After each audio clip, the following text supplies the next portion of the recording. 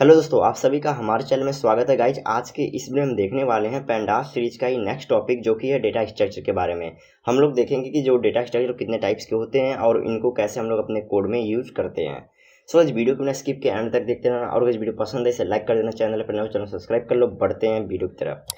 So guys, सबसे पहले मैं आप लोगों को बता दूं कि जो डेटा स्ट्रक्चर है पेंडास के अंदर दो टाइप्स के होते हैं। First is series and second is data frame. Okay, so series क्या होता है कि वन डायमेंशनल एरे होता है। वन डायमेंशनल एरे का मतलब हो कि आपके डेटा के अंदर सिंगल कॉलम दिया हुआ है तो वो आपका वन डायमेंशनल एरे हुआ। और मल्टी डायमेंशनल एरे का मतलब हुआ कि मल्टीपल डेटा आपने स्टोर कर रखा है, मल्टीपल कॉलम्स आपके डेटा में हैं, तो उस चीज़ को आप क्या बोलते हो, डेटा फ्रेम इन पेंडास।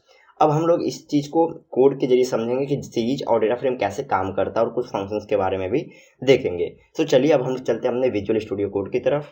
सो आज हमने यहाँ पे एक पेंडाज नाम का एक फोल्डर बना रखा है, उसके अंदर हमारी एक फाइल है जो कि डेटा स्ट्रक्चर। सो आज फाइल बनाने का आपको सिंपल यहाँ पे क्या करना है कि पेंडाज को इंपोर्ट करना है। तो इंपोर्ट करने के लिए आपको सिंपल इंपोर्ट लिखना है, उसके बाद पेंडाज एज पीडी।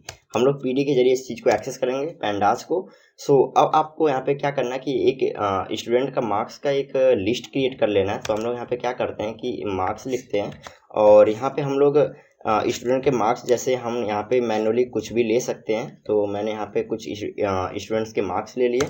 उसके बाद या अब आपको क्या करना है कि इस लिस्ट को सीरीज ऑब्जेक्ट्स में कन्वर्ट करना है। तो इस चीज़ को कन्वर्ट करने के लिए आपको सिंपल यहाँ पे लिखना है ds। ds का मतलब हुआ आपका डेटा सीरीज। ओके, अब आप यहाँ पे लिख रहे हैं पीडी, उसके बाद सीरीज। सीरीज लिखने के बाद आपको सिंपल यहाँ पे मार्क्स को पास कर देना है। ओके, पास करने के बाद आप सिंपल यहाँ पे क्या करिए, प्रिंट कर लीजिए ds को। आप जब प्रिंट करेंगे तो इस चीज़ को आपको रन करने के लिए सिंपल यहाँ से आप रन कर सकते हो। और हम लोग इस चीज़ को क्लोज करते हैं साइड बार को। आप यहाँ पे देख सकते हो कि हमारे पास सबसे पहले आ रहा है इंडेक्स नंबर, जो कि है 012। आपको भी पता है कि जो बाय डिफ़ॉल्ट इंडेक्स नंबर आता है पाइथन के अंदर वो 012 आता है। और उसके बाद हमारे पास यहाँ पे कॉलम जो कि है मार्क्स का, हमारे 99, 83 और 91। अब आप चाहते हो कि जो इंडेक्स नंबर आ रहा है वो आप खुद से डालना, मतलब मैनुअली डालना चाहते हो, तो आपको यहाँ पे सिंपल क्या करना पड़ेगा गाइस, कि यहाँ पे कॉमा लगाना है। उसके बाद यहाँ पे लिखना इंडेक्स इक्वल टू, और आपके पास जितने भी यहाँ पे डेटा दे रखा है उसी के हिसाब से आप यहाँ पे पास कर सकते हो इंडेक्स नंबर। ओके, यहाँ पे हमने यहाँ पे क्या किया, स्टूडेंट 1 पास किया। उसके बाद हमने यहाँ पे पास कर दिया स्टूडेंट 2, और उसके बाद हमने यहाँ पे पास कर दिया स्टूडेंट 3। अब आपको यहाँ पे क्या करना है, कंट्रोल ऐसे सेव कर लीजिए। सेव करने के बाद आपको यहाँ पे सिंपल टर्मिनल पे आना है, इसी को क्लियर कर लीजिए। और दोबारा जब आप रन करेंगे, सो आप यहाँ पे देख सकते हो कि जो हमारा स्टूडेंट 1 आ रहा है जो कि 91, स्टूडेंट 2। सो हमारा पहले क्या आ रहा था, पहले यहाँ पे नंबर आ रहे थे 0 1 2 3। सो अब आप यहाँ पे देख सकते हो जो हमने मैनुअल इंडेक्स नंबर डाला है वो आ गया है। ओके, सो अब आपको पता चल गया कि हम लोग सीरीज ऑब्जेक्ट कैसे क्रिएट करते हैं और उसके अंदर कैसे हम लोग मैनुअली इंडेक्स नंबर डालते हैं। सो ये सपोज आप लोग चाहते हो कि इस नंबर को एक्सेस करना, मतलब कि किसी एलिमेंट को एक्सेस करना चाहते हो, आपको सिंपल क्या करना होगा कि जहाँ पे आपने ds बनाया, मतलब कि जो सीरीज का ऑब्जेक्ट बनाया उसको यहाँ पे लिखना है। उसके बाद आप यहाँ पे एक स्क्वायर ब्रैकेट लगाइए। उसके बाद आप यहाँ पे इंडेक्स नंबर को पास कर दीजिए। सपोज मैं यहाँ पे स्टूडेंट 1 के कितने मार्क्स आए हैं उस चीज़ को जानना चाहता हूँ, तो आप यहाँ पे सिंपल क्या कीजिए कि स्टूडेंट 1 को पास कर दीजिए। उसके बाद जब आप इसको रन करेंगे गाइस, तो आप यहाँ पे देख सकते हो कि हमारे पास आ गया 99।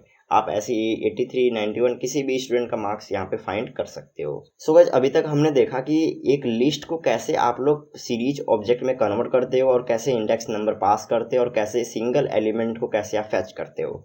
अब हम लोग इसी चीज़ को एक डिक्शनरी के ऊपर परफॉर्म करने वाले हैं। सिंपल आप इसे कमेंट कर दीजिए। कमेंट करने के बाद आपको एंटर करना है। यहाँ पे आपको मार्क्स बना लेना है, एक डिक्शनरी बनाना है सिंपल। ओके, डिक्शनरी बनाने का कर्ली ब्रेसेस यूज करना होगा आपको। यहाँ पे हमने क्या किया, स्टूडेंट 1 पास किया। उसके बाद आपको यहाँ पे उसके मार्क्स कितने आए हैं वो पास कर लीजिए। सो गाइस, मार्क्स पास करने के बाद यहाँ पे आपको स्टूडेंट 2 को पास करना है, और मैं यहाँ पे सिंपल पहले डिक्शनरी बना लेता हूँ। सो गाइस, जो हमारी डिक्शनरी वो बनकर रेडी हो चुका है। आप यहाँ पे देख सकते हो मार्क्स स्टूडेंट 1 के 99, और स्टूडेंट 2 के हमारे पास यहाँ पे 84, स्टूडेंट 3 के 91 है। ओके, सो अब आप क्या करना चाहते हो कि इस मार्क्स को, जो हमारा डिक्शनरी है, इस चीज़ को आप लोग सीरीज ऑब्जेक्ट में कन्वर्ट करना चाहते हो। सिंपल आपको ds लिखना है, इक्वल टू लगाना है, और यहाँ पे pd डॉट सीरीज। सीरीज लिखने के बाद गाइज आपको यहाँ पे सिंपल मार्क्स को पास कर देना है। पास करने के बाद जब आप इस चीज़ को प्रिंट करेंगे, कंट्रोल से सेव कर लीजिए। प्रिंट करने के लिए आपको सिंपल यहाँ पे दोबारा प्रिंट कर लीजिए। तो आप यहाँ पे देख सकते हो जो हमने अभी लिस्ट में परफॉर्म किया था, सेम टू सेम हमने यहाँ पे एक डिक्शनरी के जरिए परफॉर्म कर लिया। सो गाइस अब आप यहाँ पे सिंपल फैच कर सकते हो स्टूडेंट 1 का कितना मार्क्स है, स्टूडेंट 2 का कितने मार्क्स हैं। सो गाइस अब आपको यहाँ पे समझ में आ गया सीरीज क्या है। Series basically one dimensional array है, जो कि यहाँ पे आप देख सकते हो जो हमने वन डायमेंशनल एरे यहाँ पे पास किया था वो एक सीरीज है। और सीरीज को आप कैसे फैच करते हो वो भी हमने आपको बता दिया, और उसके अंदर मैनुअल इंडेक्स नंबर कैसे आप पास करते हो वो भी हमने यहाँ पे आपको बता दिया है। ओके, आप सपोज यहाँ पे पास करना चाहते हो, इसका मैक्स नंबर निकालना चाहते हो कि जो मैक्सिमम मार्क्स कितने आए हैं स्टूडेंट्स के, तो वो यदि आप फाइंड करना चाहते हो आपको यहाँ पे सिंपल लिखना है ds डॉट मीन। आपको सपोज यहाँ पे मीन निकालना है और यहाँ पे आप प्रिंट कर लीजिए कंट्रोल ऐसा सेव करके, और इसको क्लियर करके आप दोबारा रन कर लीजिए। सो आप यहाँ पे देख सकते हो मिनिमम हमारे 83 आए हैं। आप यहाँ पे मैक्स निकाल सकते हो। ओके, हम यहाँ पे क्या करते हैं, मैक्स निकाल लेते हैं और कंट्रोल सेव कर लेते हैं, यहाँ पे रन करते हैं।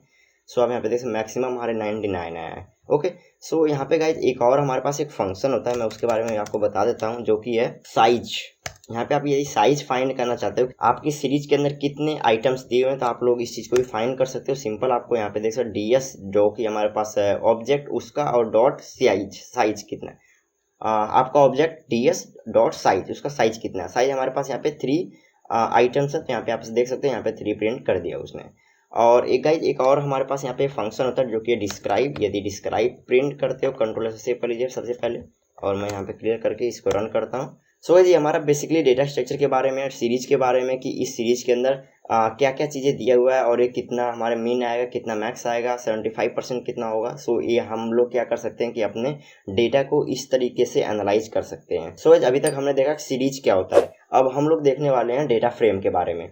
सो डेटा फ्रेम को डेटा फ्रेम भी ज़्यादा कुछ नहीं है। यहाँ पे आपने यहाँ पे मार्क्स जैसे हमने पास किया था, सो आपको यहाँ पे क्या कर लेना है कि सिंपल नेम्स को, जैसे यहाँ पे स्टूडेंट को पास कर लेना है std इक्वल टू, सपोज हम लोग यहाँ पे पास कर लेते हैं रोहन, और उसके बाद यहाँ पे पास करते हैं श्याम, और यहाँ पे हम लोग पास कर लेते हैं कोड, राइट। यहाँ पे हमने 3 स्टूडेंट्स को पास किया और उनके 3 मार्क्स हैं। ओके, अब यहाँ पे सीरीज की जगह आपको सिंपल यहाँ पे क्या करना है, डेटा फ्रेम इम्प्लीमेंट करना है। और अभी हम लोग इंडेक्स नंबर को हटा देते हैं गाइस, इंडेक्स नंबर को हटा के हम लोग कंट्रोल से सेव कर लेते हैं, और इस डिस्क्राइब फंक्शन को भी हटा देते हैं। कंट्रोल सेव कर लीजिए और इस चीज़ को क्लियर करके दोबारा रन करेंगे। जब आप यहाँ पे देख सकते हो कि हमारे पास यहाँ पे एक कॉलम बना है 0, और यहाँ पे आप देख सकते हो 0 पे हमारे पास 99, 83 और 91।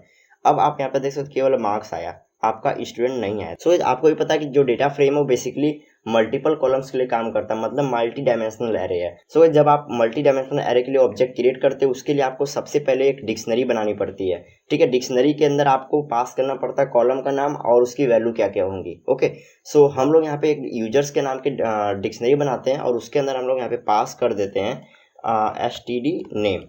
ओके, std नेम, और यहाँ पे हम लोग पास कर देते हैं std।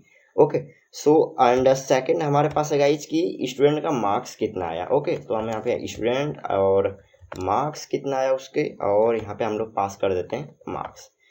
अब आपको यहाँ पे सिंपल जो यूजर आपने डिक्शनरी बनाया उस चीज़ को यहाँ पे डाल देना डेटा फ्रेम के अंदर, और इस चीज़ को कंट्रोल ऐसे सेव कर लीजिए, और अब हमारे पास यहाँ पे ds की जगह df आ जाएगा। सो गाइस आप लोग वेरिएबल का नाम कुछ भी देख सकते हो, हमने यहाँ पे df दिया है डेटा फ्रेम के लिए, ds दिया डेटा सीरीज के लिए। आप लोग यहाँ पे सिंपल वेरिएबल 1 वेरिएबल 2 कुछ भी डाल सकते हो। ओके, कंट्रोल से सेव कर लीजिए, और इस चीज़ को जब आप दोबारा रन करेंगे, सो अब आप यहाँ पे देखेंगे कि जो हमारे पास कॉलम का नाम स्टूडेंट नेम है, फिर स्टूडेंट मार्क्स है, उसके कितने मार्क्स आए हैं। यहाँ पे आप देख सकते हो कि 0 1 2 3 ये क्या है, हमारा इंडेक्स नंबर है। अब आप चाहते हो कि हम लोग मैनुअली इंडेक्स नंबर डालें, सो अब आप यहाँ पे क्या कर सकते हो, सिंपल जो आपने इंडेक्स नंबर यहाँ पे पहले डाला था वो ऐसा ही सेम टू सेम आपको इंडेक्स नंबर दोबारा डाल देना है। सो हमने यहाँ पे गाइस इंडेक्स नंबर डाल दिया है। अब आपको कंट्रोल से सेव करके और इस चीज़ को दोबारा जब आप रन करेंगे, सो अब आप देखेंगे कि हमारे पास यहाँ पे इंडेक्स नंबर चेंज हो चुका है, स्टूडेंट 1 स्टूडेंट 2 और स्टूडेंट 3। सो आपने अभी अब देखा कि डेटा फ्रेम के अंदर कैसे कॉलम नेम आता है, उसके बाद उसकी वैल्यूज कैसे आती हैं, और उसके अंदर कैसे हम लोग इंडेक्स नंबर को मैनुअल डाल सकते हैं। सेम जैसे अभी हमने यहाँ पे देखिए क्या किया कि एक लिस्ट के जरिए परफॉर्म किया, आप लोग सिंपल एक डिक्शनरी के ऊपर भी परफॉर्म कर सकते हो। सो अभी मैं आप लोगों को कुछ फंक्शंस के बारे में बताऊंगा कि आप लोग सिंगल आइटम्स कैसे फैच कर सकते हो डेटा फ्रेम के अंदर। सो सबसे पहले मैं यहाँ पे चाहता हूँ कि किसी सिंगल कॉलम को सिलेक्ट करना, तो आप लोग कैसे करोगे, सिंपल आपको यहाँ पे df लिखना है, जो आपका ऑब्जेक्ट है डेटा फ्रेम का उसको लिखना है, और यहाँ पे आप लोग पास कर दीजिए std name. Okay, std name क्या हमारा यहाँ पे कॉलम, मतलब कि कॉलम का नाम है। सो हम लोग चाहते हैं केवल std नेम को ही फाइंड करना, मतलब कि फैच करना। ओके, सो हम लोग यहाँ पे क्या करेंगे कि कंट्रोल सेव कर देंगे और उसके बाद यहाँ पे दोबारा रन करेंगे तो आप यहाँ पे देख सकते हो केवल हमारा स्टूडेंट आया हुआ है। यहाँ पे आप देख सकते हो रोहन श्याम कोडर। ओके, यहाँ पे std नेम आया केवल और डेटा टाइप क्या है, ऑब्जेक्ट है इसका। अब जैसे आप लोग यहाँ पे स्टूडेंट, हमने स्टूडेंट नेम फाइंड किया था, स्टूडेंट आप मार्क्स फाइंड कर सकते हो। सिंगल यदि आपको कॉलम फैच करना तो आप लोग सिंपल इस तरीके से फाइंड कर सकते हो। सो अब यहाँ पे देख सकते हो स्टूडेंट के कितने मार्क्स हैं वो आ चुका है। सो अभी हमने देखा कि एक सिंगल कॉलम को कैसे सेलेक्ट कर सकते हैं या फिर आप लोग यहाँ पे मल्टीपल कॉलम को भी पास कर सकते हो। सो अब हम लोग देखेंगे कि इंडेक्स नंबर के जरिए हम लोग कैसे डेटा को फैच कर सकते हैं। ठीक है, सो पैंडास के अंदर दो तरीके के फंक्शंस होते हैं। सबसे पहला होता है हमारे पास LOC जो कि लोकेशन के जरिए फाइंड करता है, दूसरा होता है ILOC। आई लोकेशन का मतलब इंडेक्स लोकेशन। ओके, वो इंडेक्स नंबर के यहाँ पे काम करता है। सो जो हमने फंक्शन यूज किया जो कि है .LOC, लोकेशन वाइज ये काम करता है। अब हमने यहाँ पे ST1 लिखा है, ऐसा क्यों? क्योंकि हमने यहाँ पे इंडेक्स नंबर पास किया। यदि हम लोग इंडेक्स नंबर नहीं पास करते, सिंपल आप लोग यहाँ पे 0 1 को पास कर सकते थे, क्योंकि बाय डिफॉल्ट जो इंडेक्स नंबर हमारा पैंडास लेता है वो 0 से स्टार्ट करता है। ओके, सो हमने यहाँ पे इंडेक्स नंबर पास किया, इसलिए हमें यहाँ पे क्या करना है, लोकेशन डालना है। लोकेशन ST1 ST2 ST3 किसी का भी लोकेशन आप डाल सकते हो। आप लोग चाहते हो कि ST1 के अंदर क्या क्या चीज़ें दिया हुआ है वो यदि आप देखना चाहते हो, सिंपल LOC लिखिए और उसके बाद लोकेशन क्या है, लोकेशन ST1। अब आप जब इसको रन करेंगे तो आप यहाँ पे देखेंगे कि जो हमारा लोकेशन है मतलब स्टूडेंट 1 की जो वैल्यू जो कुछ इस टाइप की है। स्टूडेंट का नाम रोहन है और उसके मार्क्स कितने आए हैं, 99 आया है। ओके, सो अब आपको समझ में आ गया होगा कि LOC का काम क्या है, सिंपल। और अब आप चाहते हो गाइस कि LOC के अंदर यदि केवल आप यहाँ पे नेम्स फाइंड करना, तो आप लोग सिंपल यहाँ पे लिखिए STD और यहाँ पे उसका नेम क्या है। ओके, कंट्रोल सेव कीजिए और जब आप इसे दोबारा रन करेंगे आप यहाँ पे देखेंगे कि उसका नाम जो है रोहन है। हमने यहाँ पे देखा था कि LOC मतलब कि स्टूडेंट 1 को केवल पास किया था और हमें केवल चाहिए उसका नाम, तो हम लोग इस तरीके से गाइज फाइंड कर सकते हैं LOC के अंदर। ओके, अब आप चाहते हो गाइज ILOC को यूज करना। ILOC का मतलब हुआ इंडेक्स लोकेशन। आपको यहाँ पे सिंपल पास करना I, और अब आपको यहाँ पे STD1 को पास करने की जरूरत नहीं है। आप यहाँ पे सिंपल 0 पास करेंगे और यहाँ पर भी 0 पास करेंगे। ठीक है, कंट्रोल से सेव करेंगे और जब इसको दोबारा रन करेंगे आप, तो आप यहाँ पे देखेंगे कि यहाँ पे रोहन आ गया। ठीक है, सो हमें यहाँ पे रोहन आ चुका हमारा। ILOC का मतलब है कि आप इंडेक्स नंबर से आप फैच कर रहे हो कोई भी चीज़। और आपने यहाँ पे देखा कि जब हमने सिंगल जो 0 पास किया तो हमारा कुछ इस टाइप का डेटा आया हुआ है। सो आज की इस वीडियो में मैंने आप लोगों को बताया कि सीरीज कैसे काम करता है। सीरीज के अंदर आप लोग सिंगल कॉलम को स्टोर करते हो, मतलब कि 1 डायमेंशनल एरे होता है वो। और जो हमारा डेटा फ्रेम कैसे काम करता है, डेटा फ्रेम आपको भी पता है कि मल्टी डायमेंशनल एरे के भी पे काम करता है और इसके अंदर आप लोग मल्टीपल कॉलम्स को स्टोर कर सकते हो। और उसको आप लोग कैसे फैच करते हो, सिंगल आइटम कैसे फैच करते हो, मल्टीपल कैसे आइटम आप फैच कर सकते हो, इंडेक्स नंबर कैसे आप लोग चेंज करते हो। सो आप लोग कैसे एक लिस्ट को सीरीज ऑब्जेक्ट में कन्वर्ट करते हो, एक लिस्ट को कैसे आप लोग डेटा फ्रेम ऑब्जेक्ट में कन्वर्ट कर सकते हो, और आप लोग कैसे एक डिक्शनरी को कैसे कन्वर्ट करते हो। सो हमारा दोनों टॉपिक कवर हो चुका है, कोडिंग के जरिए भी और थ्योरी पार्ट के जरिए भी, सीरीज और डेटा फ्रेम। सो आज की वीडियो में बस इतना ही। मिलते हैं ऐसे किसी नेक्स्ट वीडियो में, तब तक के लिए बाय बाय।